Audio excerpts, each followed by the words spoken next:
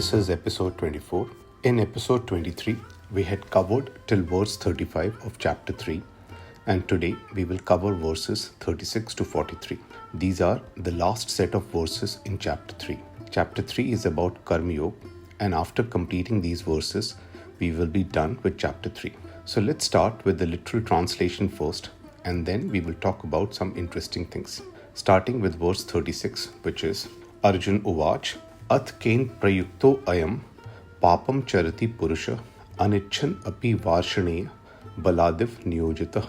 Arjun says, O Varshane, which is another name for Lord Krishna, why is a person impelled to commit sinful acts, even unwillingly, as if by force? How does it happen that he or she is not even willing, but is being forced to commit the sins?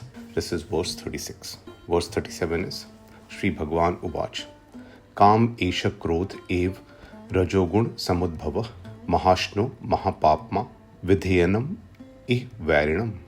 God says, lust and anger originate due to the Rajgun or passion with which our senses perceive the inherent qualities of material objects, know them and understand them, because they are your enemy and consume everything.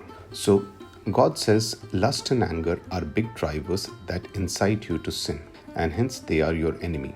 He also says these are born from the passion with which our senses perceive material objects. In chapter 18, God talks about three basic states, namely Sattvagun, Rajogun, and Tamogun. Rajogun means something that originates from passion. Lust and anger that originate from passion attract a man or a woman towards sin. That is verse 37. And now verse 38 is Dhumen avriyate vahina yatha adarsha malen cha yatha ulbain avritah garbha tatha ten idam avritam. God says, just as a fire is covered by smoke, a mirror is masked by dust, and an embryo is concealed by the womb, similarly, one's knowledge gets overpowered by lust and anger. That was verse 38. And now verse 39 is Avritam Jnanam Etain Jnanino Nityavarina Kama Rupena Kaunteya Dushpurena Analenacha. God says, O son of Kunti, another name for Arjuna, lust or unbridled desire is a perpetual enemy of humans, which overshadows knowledge. It is difficult to control lust or unbridled desire, as it is insatiable like a growing fire, and hence know this enemy of yours. Then verse 40 is Indriyani Manah Buddhi Asya Adhishthanam Uchyate Eta Vimohyati Esha Jnanam Avritte Dehinam. God says the senses, mind, and intellect are said to be the breeding grounds of unbridled desire. Through them, it clouds one's knowledge and deludes, confuses, or bewilders the embodied soul or Dehina. This was verse 40. And then verse 41 is Tasmat Tvam Indriyani Ado Niyamya Bhartarshab Papamanam Prajahi Hi Enam Jnana Vijnana Nashanam. God says, O Bhartarshab, which is another name for Arjuna, therefore in the very beginning bring the senses under control and slay or annihilate this enemy called unbridled desire, which is the embodiment of sin and destroys knowledge and rational discrimination. Therefore, in verse 41, God is saying that lust and anger can be controlled, but they can be controlled only by controlling our senses. Then verse 42 is Indriyani Parani Ahu Indriyebhya Param Mana Mansa Tu Para Buddhi Yah Buddhi Paratah Tu Sah. God says it is believed that the senses are superior, but the mind is superior to the senses. Intellect is superior to the mind, and the soul, which is infinite, is superior to them all. So the mind is superior to the senses, intellect is superior to the mind, and the soul is superior to all of them. That is verse 42. Then in verse 43, God says, Evam buddhih param buddhava sanstabhe atmanam atmana jahi shatrum mahabahu kamarupam durasadam. God says, thus, knowing the soul to be superior to the intellect, subdue the lower self, which is senses, mind, and intellect, by the higher self, which is the soul. Sanstabhe means to renounce or control, or in other words, it means to control the external ego by the internal soul. Post which, O Mahabahu, kill this formidable enemy called lust or unbridled desire. So this is verse 43, and we are done with the literal translation of verses. Now let's talk about some interesting things. We will start with verse 36, in which Arjuna says, how does it happen that people get forcefully pulled into sinning even when they are unwilling? And this question of Arjuna applies to all of us. We want to do good deeds, such as healthy eating, regularly exercising, not getting angry, and respectfully behaving with everyone. Still, it seems we forcefully get drawn to sin, and we have no control over it. Arjuna raises this question, and it reflects a human being's struggle during the internal and external righteous battles. Then verse 37 is important, and from this verse onwards, God frequently talks about lust and anger. He repeatedly says that lust and anger are your enemies.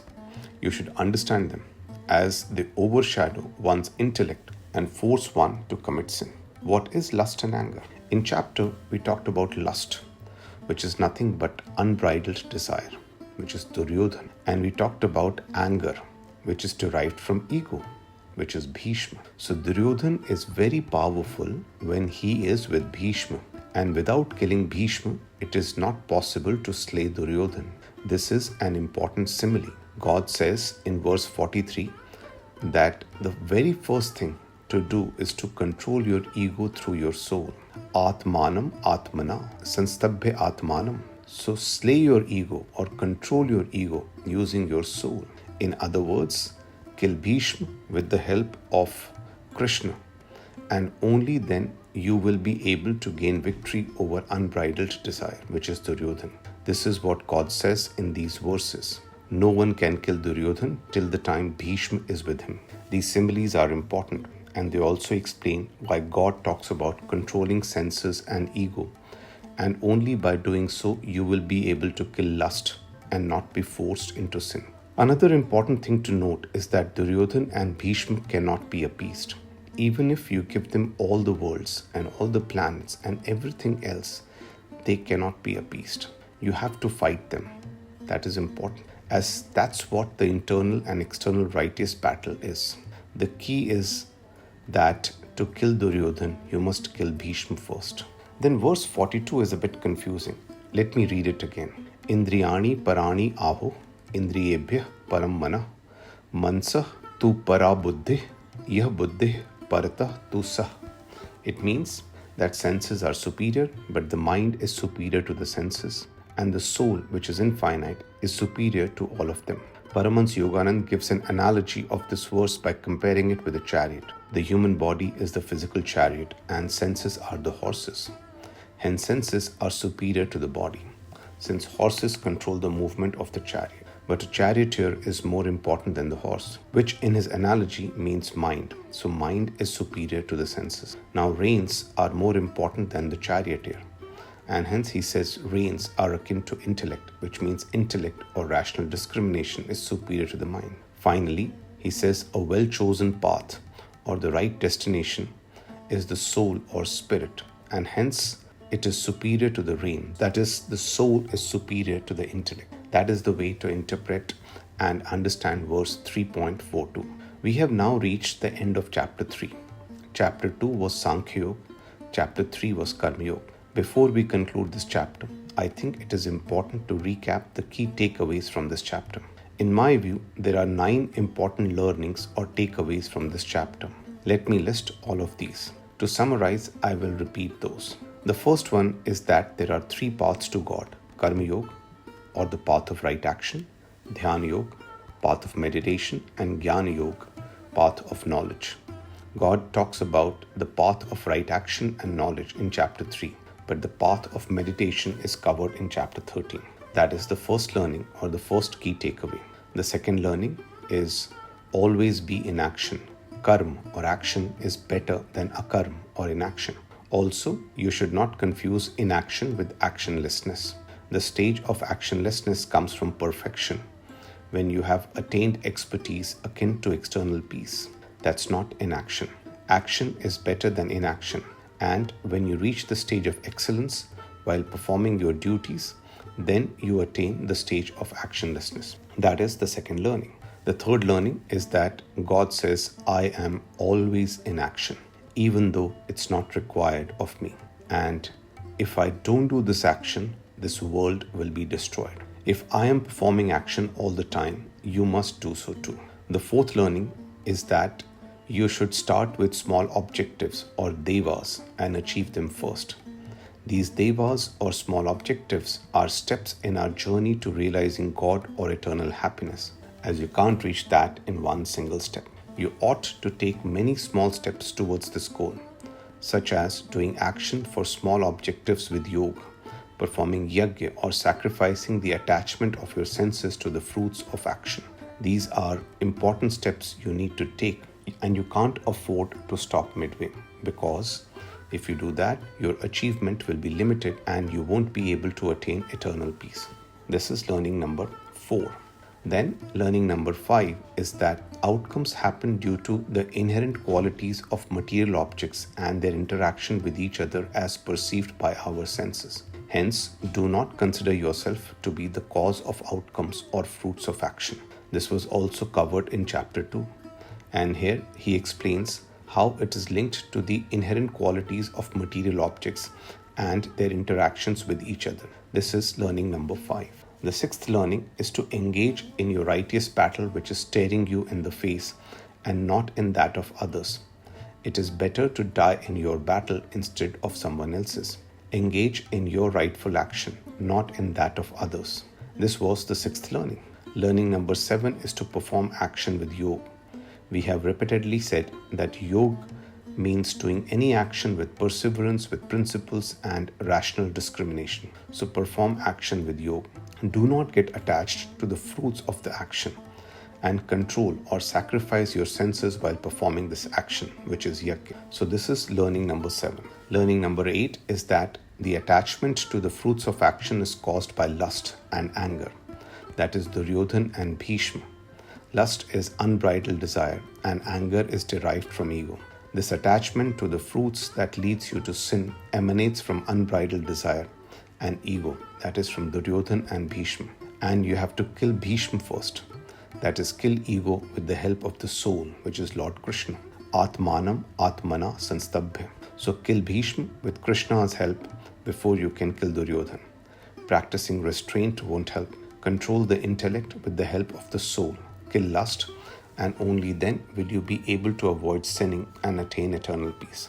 This is performing action with yoga. That was learning number 8.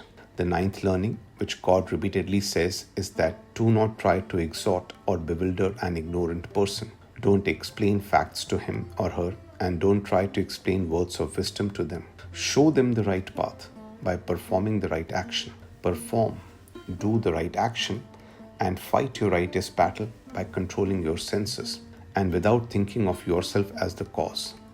Teach the ignorant by performing your duties instead of lecturing, exhorting, or bewildering them. So these were the 9 learnings, and if you reflect, these are now in consonance with chapter 2. We can see consistency between whatever we discussed in chapters 2 and 3. There is nothing that feels random or irrelevant in these chapters. And this is my way of understanding the Gita, which is every chapter after 2. Whenever you reflect on that and try to understand, should be in consonance and not in dissonance with chapter 2. We will stop here. Thank you.